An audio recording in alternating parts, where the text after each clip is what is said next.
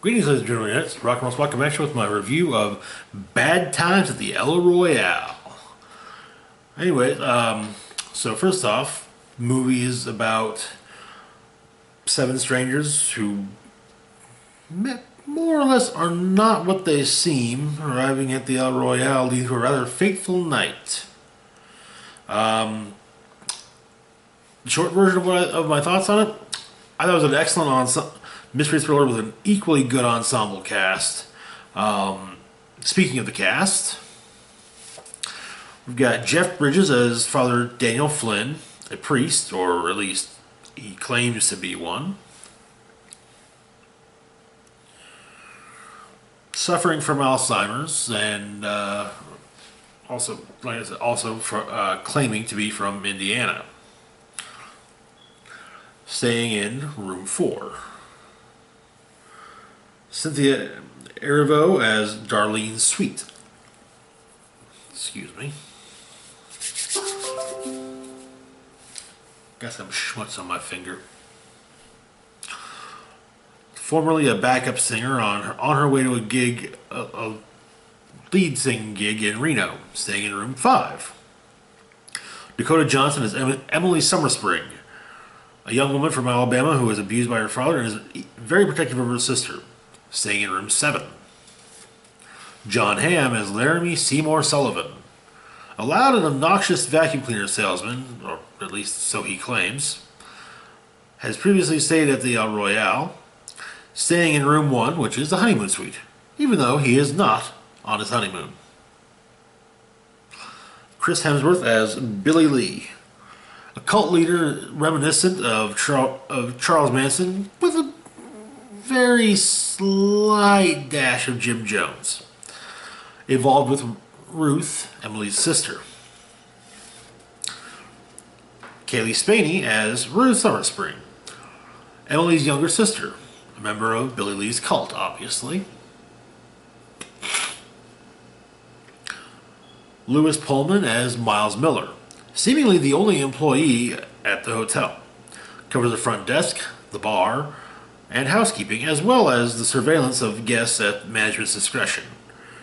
Rather penitent and remorseful of past activities.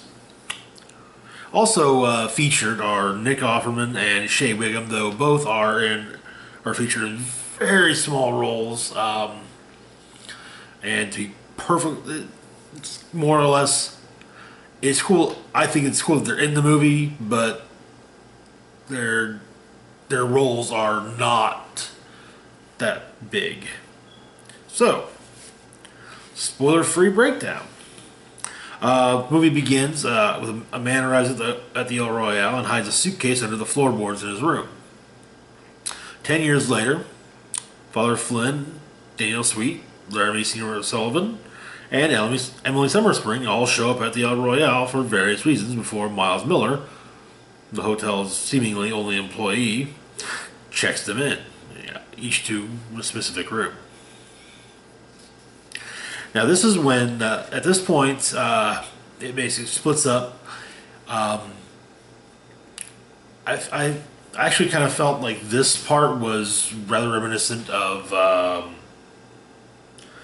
at least early Tarantino films, Pulp Fiction and Reservoir Dogs especially, as well as Four Rooms, which, while not entirely a Tarantino film, he is involved.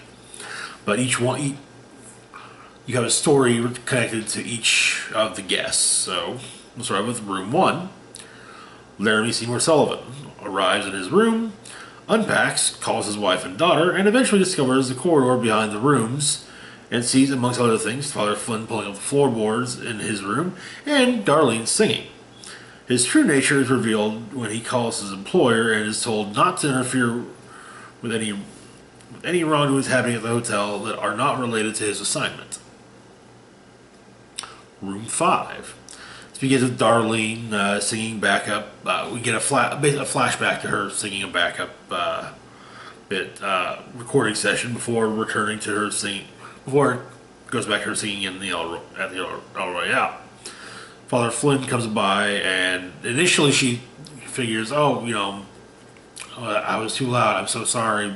Like, oh, no, no, no. It was, you were great. You know, it was beautiful. You know, and offers to buy her dinner. It basically kind of plays it off as, hey, you know, I'll buy you dinner as a means of, you know, of basically compensating you for having gotten to hear you sing. So she reluctantly agrees. And he also kind of brings up that, you know, there's probably safety in numbers. So they go. They, of course, find Miles once again not at the desk or the bar or anywhere else they can see. They they pick some food from what there is. This is the movie being set, I would presume, in the very late 60s, early 70s. Nixon's president, so that kind of puts it between 69 and 74. So, but they, like I said, they talk music a bit. And then Father Flynn kind of lets it be known that, well, yes, he is an old man. His memory is going, and it's not because of age. And eventually he does convince her to have a drink with him, which he drugs, leading to her, though she smacks the shit out of him with a bottle, basically realizing that, yeah, he's up to something. Anyways, room 7. We open on the beach with Ruth meeting Billy Lee. Billy Lee decides to try and guess where she's from. Figures that he can do it in 3 guesses, and he does. Kind of, sort of. I mean, at some point it's like, well, you're not from there. You're not from there. So, yeah. Then it flashes further back to when Ruth and Emily were kids, and their father used to smack the shit out of Emily. Then returns to the present, replaying the ending of Room 1, expanding upon it just ever so slightly. Next up, we have Room 5. It does go in. We do get Father Flynn's backstory before Miles finds Father Flynn unconscious in the bar and helps him to his feet before eventually leading him down the corridor. Which leads to them watching events unfold in Room 7. Set events lead to Miles being injured at the hands of Emily. Meanwhile, Father Flynn catches up with Darlene and explains himself to her, and learns that Darlene also saw what happened in Room 7. This leads to Act 3, where Emily briefly walks down the corridor, watches Darlene sing for a bit, before returning to Miles just as Billy Lee arrives. Then we get Billy Lee. Emily and Billy Lee talk about Ruth, who has convinced Emily to stay with Billy Lee for a bit. However, Emily's mind has changed when she watches as Billy Lee has Ruth fight another young woman present at a bonfire meeting type thing for his cult. Back to the present, Billy Lee's rounded up all the guests in the main lodge, questions all of them. It's pretty obvious he means to kill all of them, with the exception of, with maybe an exception here or there. during all of this, Miles' story is revealed, and we end up getting a quite the conclusion.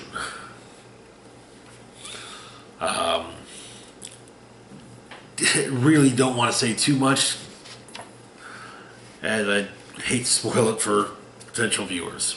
Anyway, so ups and downs. First off, the ups. Amazing performances all around. There's some really great shots in the movie. The scene when Emily is the scene when Emily watches Darlene sing. There's two shots of this. One is, of course, Emily watching from the corridor behind the rooms, and the other one is from inside the room, and it basically goes around the entire room, showing you everything's going on. Very engaging stories. Some I wish could have. I'll admit, I do wish that some could have been expanded upon. I won't go into which ones, but the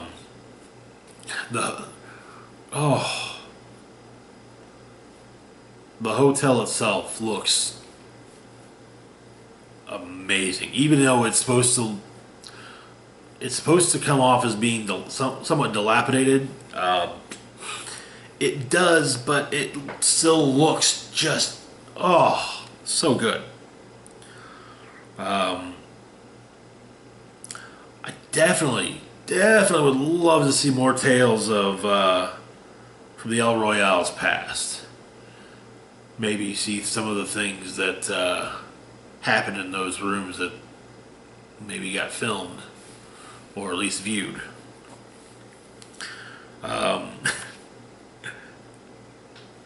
As I've been saying this for the last, I've been talking about this for the last, I don't know, month and a half, but it's got probably one of the best lines ever from Father Flynn. Shit happens. Get the whiskey. So, downs. Miles tells a few stories from the El Royale's past, but while these are tales, while he's telling them, it's just focusing. We just get Miles. We don't get him narrating what's going on, which that would have been. I think that would have improved not all. Some of the things that Miles describes, however, should have just been narrated, and that was fine. But I would not have minded seeing his narration, hearing his narration over seeing what he was talking about. That's really all I can think of that I wasn't too fond of.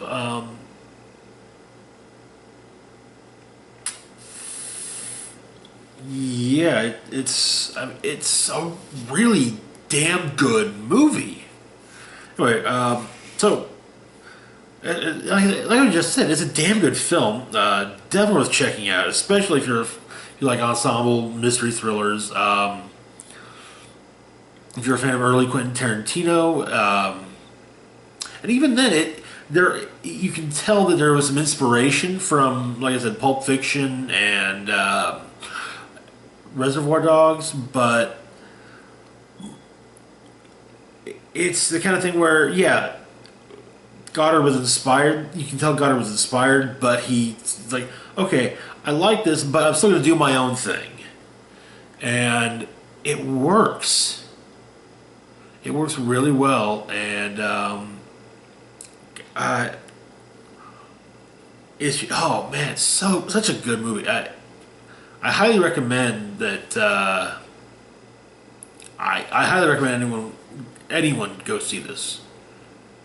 Okay, there would be reasons why I wouldn't, but recommend it. But they're few and far between. It feels, to be perfectly honest, it kind of feels like a much darker version of Four Rooms, which is a comedy film from the '90s. Which is, it's four stories over the course of one day at a hotel. One of which is directed by Quentin Tarantino, one by Robert Rodriguez, and you know what? Let's see, who else was involved?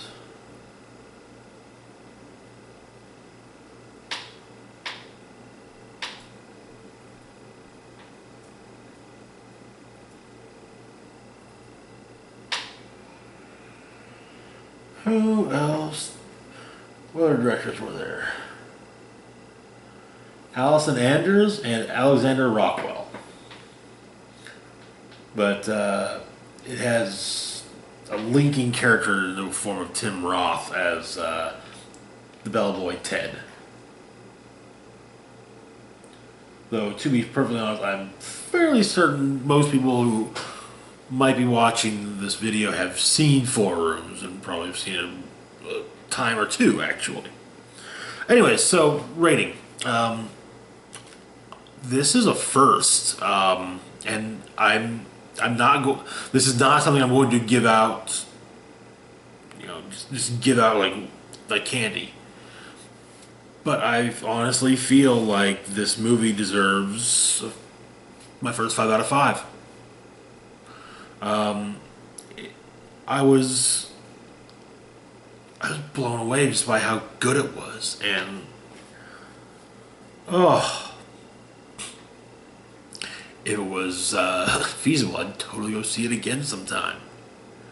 Just because it was so damn good. But anyway, that's all I've got. As things stand right now, tomorrow we should be doing a building the team, which we honestly probably should have done. Had things gone the way I wanted them to, this video would have shown up yesterday. Would have been put up yesterday.